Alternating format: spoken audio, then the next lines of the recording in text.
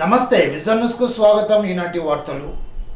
గురువారం జిల్లా కలెక్టరేట్ ఛాంబర్లో ఎన్నికల విధులు నిర్వహించే మైక్రో పరిశీలకులు నియోజకవర్గాల విధులు కేటాయించే ర్యాండమైజేషన్ ప్రక్రియను తణుకు, తాడేపల్లిగూడెం, ఉండి నియోజకవర్గాల సాధారణ పరిశీలకులు ఎల్ నిర్మలరాజు పరిశీలించి పలు సూచనలు జారీ చేశారు. ఈ సందర్భంగా ఆయన మాట్లాడుతూ మైక్రో అబ్జర్వర్లు నిర్భయంగా ఒత్తిడులకు గురి కాకుండా విజయవంతంగా విధులను నిర్వర్తించాలని అన్నారు. ఎన్నికల విధులకు ముందుగా పోలింగ్ స్టేషన్లు, పోలింగ్ ప్రక్రియ తదితర అంశాలపై పూర్తి అవగాహన కలిగి ఉండాలని అన్నారు. ఎన్నికలను ప్రశాంత వాతావరణంలో జరగాలన్నదే కేంద్ర, రాష్ట్ర ఎన్నికల సంఘాల ధ్యేయమని సాధారణ పరిశీలకులు ఎల్ నిర్మలరాజు అన్నారు.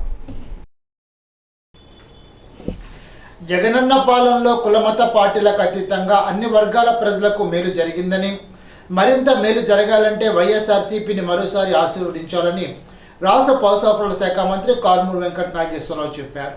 గురువారం అత్తిలి మండలం మంచిలి, ఆరవిల్లి, దంతుపల్లి, ఉనికిలి, లక్ష్మణపురం, స్కిన్నెరపురం, కంచుమర్రు, ఇడూరు, కొమర, పాలూరు గ్రామాల్లో వైఎస్ఆర్సీపీ తణుకు నియోజకవర్గ అసెంబ్లీ అభ్యర్థి కారుమూరి నాగేశ్వరరావు, నరసాపురం ఎంపీ అభ్యర్థిని గూడూరు ఉమాబాల భారీ మోటార్ సైకిళ్లు, కార్లతో ఎన్నికల ప్రచారాన్ని నిర్వహించారు. ప్రతి గ్రామంలో అడుగడుగున హారతులు, పూలమాలలు, శాల్వాలతో సత్కారం చేస్తూ ప్రజలు వీరికి బ్రహ్మరథం పట్టారు. మీ చల్లని ఆశీస్సులు జగనన్నకు అందించాలని కోరుతూ ప్రచార ర్యాలీ ముందుకు సాగింది. ఈ సందర్భంగా మంత్రి కారుమూరి వెంకట నాగేశ్వరరావు మాట్లాడుతూ సంక్షేమ ఫలాలు పారదర్శకంగా అందాలన్నా, వాలంటీర్ వ్యవస్థ ద్వారా 1వ తేదీన ఇంటి గుమ్మంలోకి పింఛన్ రావాలన్నా సీఎం జగన్మోహన్ రెడ్డిని తిరిగి సీఎంగా గెలిపించుకోవాలని అన్నారు. విద్య, వైద్యం, వ్యవసాయ రంగాలతో పాటు మహిళా సాధికారతకు జగన్ ప్రభుత్వం పెద్దపీట వేసిందని తెలిపారు. జగన్ను ధైర్యంగా ఎదుర్కొనలేక అబద్ధపు హామీలతో కూటమి ప్రజలు ముందుకు వస్తుందని, కూటమి కుయుక్తులు, కుట్రలను ప్రజలెవరూ నమ్మవద్దని మంత్రి కారుమూరి వెంకట నాగేశ్వరరావు విజ్ఞప్తి చేశారు. జగనన్న చెప్పాడంటే చేస్తాడంటే అనే నమ్మకం ప్రజల్లో ఉందని, అందుకే జగనే మా నమ్మకం అనే నినాదంతో ప్రజల్లో నుంచి పుట్టుకొచ్చిందని తెలిపారు. వాలంటీర్ల ద్వారా పేదలకు ఎంతో మేలు జరుగుతుంటే చంద్రబాబు అనుచరులతో ఎన్నికల సంఘానికి ఫిర్యాదు చేసి వారి పింఛన్ పంపిణీ చేయకుండా ఉత్తర్వులు తీసుకువచ్చారని దుయ్యబట్టారు. నరసాపురం పార్లమెంట్ ఎంపీ అభ్యర్థిని గూడూరు ఉమాబాల మాట్లాడుతూ గత ప్రభుత్వాలు బీసీలను ఓటు బ్యాంక్గా వాడుకున్నాయే తప్ప రాజకీయంగా ఎక్కడా ప్రాధాన్యత కల్పించలేదని అన్నారు. బీసీ సామాజిక వర్గాన్ని గుర్తించిన ఏకైక సీఎం జగన్మోహన్ రెడ్డి ఒక్కడేనని అన్నారు. జగనన్న బీసీలను గుర్తించి రాజ్యాధికారం అందించాలనే ఉద్దేశంతో అడగకుండానే అత్యధికంగా బీసీలకు ఎంపీ, ఎమ్మెల్యే టికెట్లు కేటాయించారని తెలిపారు.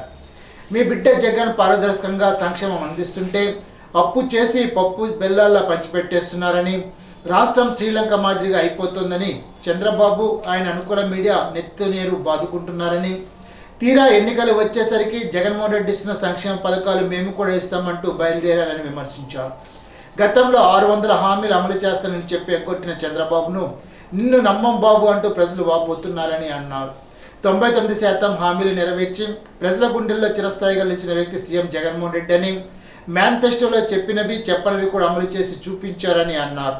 గతంలో చంద్రబాబు దోచుకో, దాచుకో, పంచుకున్న విధంగా వాళ్ళ వారినే చూసుకున్నారని, చంద్రబాబు ప్రజల ఓటు వేసి యంత్రాలుగా వాడుకున్నారని అన్నారు.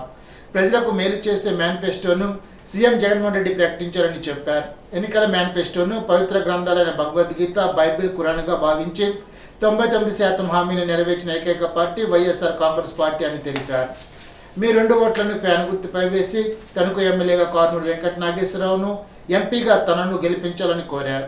కార్యక్రమంలో ఎంబీసీ చైర్మన్ పెండ వీరన్న, బుద్ధరాతి బన్నీ ప్రసాద్, పైబొని సత్యనారాయణ, అడ్డల జానకి, సుంకర్ నాగేశ్వరరావు, మొహమ్మద్ అబీబుద్దీన్, సత్తి పండురెడ్డి, వట్టుకుడి సూర్యనారాయణ, కురాదరాజు శ్రీహరిరాజు, చింతారామయ్య, అడ్డల భానులలిత మహాలక్ష్మి, మంత్రి రామలింగరాజు, తానుకొండ దయామణి, దారం శిరీష, అడారి శ్రీనివాస్, దొమ్మెటి రమ్య, పురుషోత్తం నాగ శ్రీనివాస్, వెలగల అమ్మిరెడ్డి, పెరిమెచ్చ రామరాజు, కూరపరెడ్డి జయరాజు, సత్తి వెంకట శ్రీనివాసరెడ్డి, గొలుగురి శ్రీరామరెడ్డి, తమ్మబత్తుల సత్యనారాయణ, రాంపండు, రాగిరెడ్డి రాజప్రసాద్, బొడ్డెడ్డి మురళి, దారాబత్తుల రామాంజనేయులు, వట్టికొట్టు రాము, సత్తి గణేష్ రెడ్డి, రాపేటి సింహాచలం తదితరులు పాల్గొన్నారు.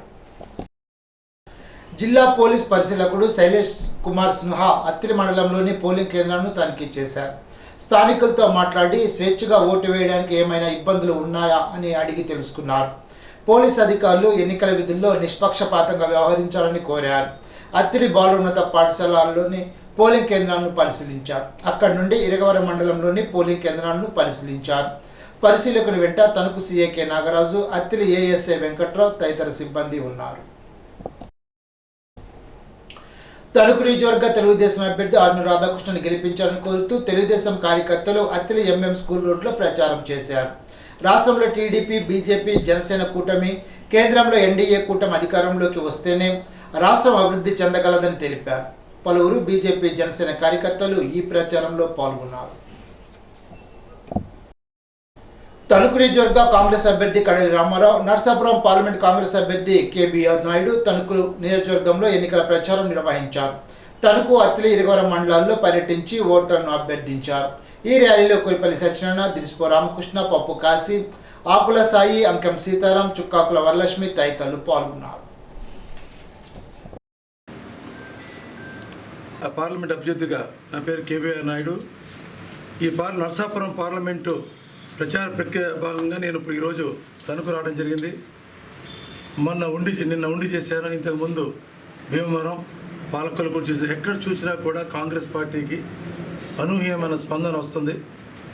పేదలు చాలామంది సెక్షన్స్, అణగారి వర్గ సెక్షన్స్ అంతా కూడా వాళ్ళంతా కూడా ముందుకు వచ్చి ఆదరిస్తున్నారు మమ్మల్ని.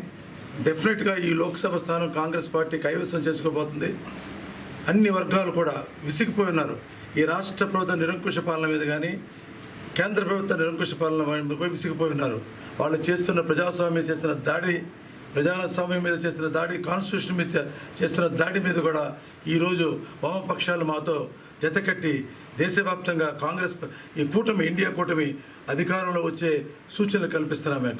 మీకు రైతు ఈ బీజేపీ ప్రభుత్వం మీకు తెలుసు, 2 సంవత్సరాల పాటు ఢిల్లీ నడిబొడ్డున రైతాంగం 2 సంవత్సరాల పాటు ఆందోళన చేస్తే 3 నల్ల చట్టాల మీద వాళ్ళు తీసుకొచ్చిన 3 నల్ల చట్టాల మీద చేస్తే ఎంతోమంది రైతులు చనిపోయారు పాపం.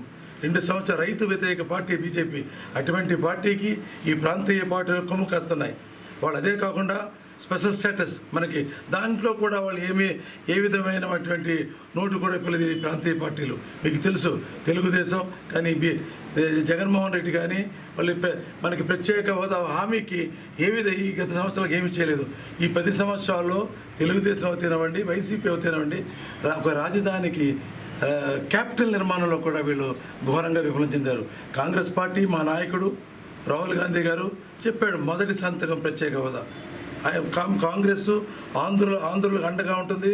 ఇటువంటి ఆంధ్రులకు ఏ విధంగా అన్యాయం జరగకుండా మేము కాంగ్రెస్ పార్టీ ముందు వస్తాం. మీరు విశాఖ ప్రైవేటీకరణ కూడా అడ్డుకుంటాం. పోలవరం రాయి వేసింది మేమే, కాంగ్రెస్ పార్టీ. ఈ జగన్మోహన్ రెడ్డి ప్రభుత్వంలో ఒక్క ఫ్యాక్టరీ రాలేదు ఇక్కడ ఆంధ్రప్రదేశ్లో. ఎంత దౌర్జన్యం అండి. 33/11 kV అత్తిలి కొమ్మల సబ్స్టేషన్ వార్షిక మరమ్మతుల నిమిత్తం శుక్రవారం ఉదయం 8 గంటల నుండి 11 గంటల వరకు విద్యుత్ సరఫరా నిలిపివేస్తున్నట్లు విద్యుత్ డివిజనల్ ఇంజనీరింగ్ ఎన్ వెంకటేశ్వరరావు తెలిపారు. అత్తిలి మండలంలోని అన్ని గ్రామాల్లో విద్యుత్ సరఫరా నిలిపివేస్తున్నట్లు వినియోగదారులు సహకరించాలని డిఈఈ సిహెచ్ రామకృష్ణ కోరారు. అత్తిలి నుండి బల్లిపాడు వెళ్లే రహదారిలో కొండలమ్మ గుడి వద్ద దాసరి శ్రీను సహకారంతో చలివేంద్రాన్ని ప్రారంభించారు. దారిని వెళ్లే ప్రయాణికులకు వేసవిలో ఇటువంటి చలివేంద్రాలు ఎంతో సహకరిస్తాయని అన్నారు.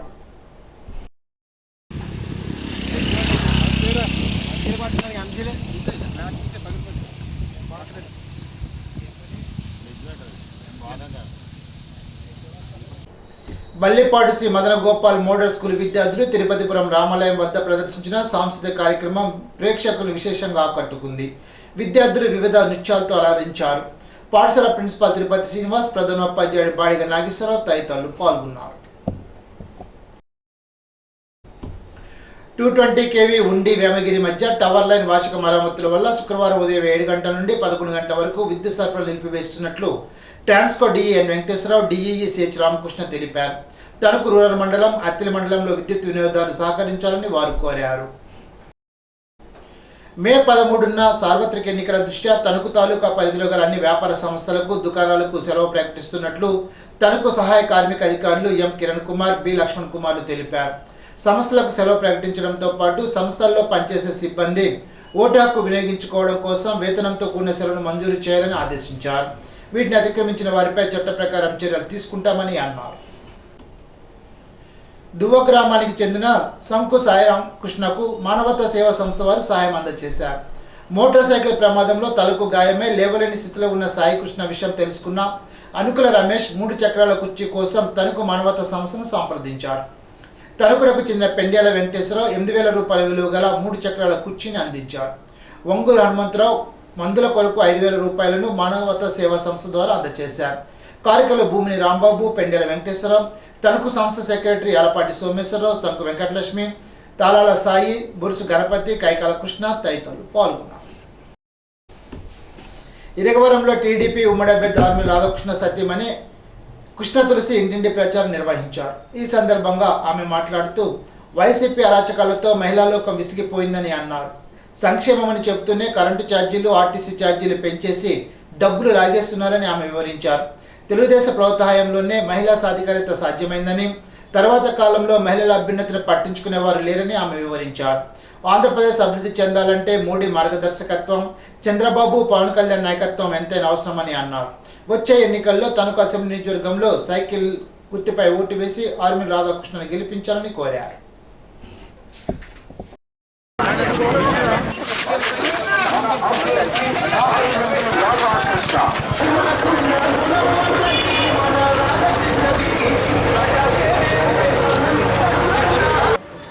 అందరికీ కూడా చెప్పండి అమ్మా.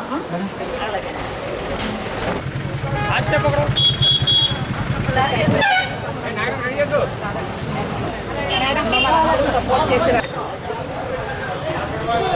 అమ్మ అందరూ మరి గెలిపించాలి రాధాకృష్ణ గారు.